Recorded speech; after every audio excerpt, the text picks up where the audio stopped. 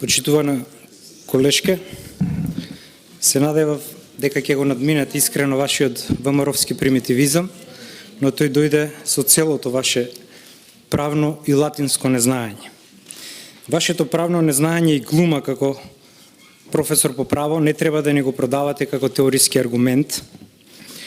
Она што го прочитавте беше допис на обвинителот во врска со вашата ВМРО-вска анкетна комисија, а не со постојаната анкетна комисија, која што е уставна категорија, гарантирана во членот 76 од Уставот, со која што јас преседавам.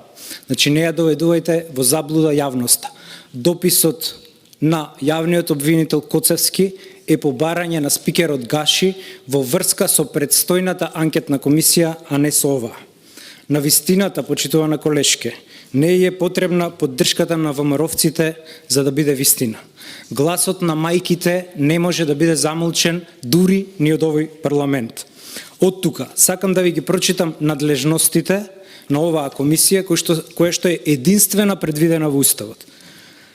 Во одлуката за основање, точка 8 вели дека постојаната анкетна комисија ги разгледува прашањата кои се однесуваат на, ќе ви ги цитирам само оние кои имаат врска со денешнава расправа.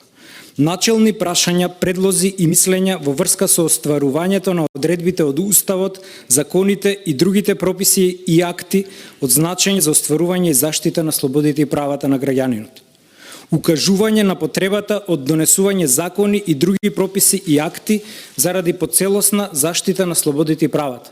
Во барањето на подносителите има и вакво барање меѓу другите. Точка 4, алинеја 4, разгледување на дописи на граѓани и заземање ставови по истите.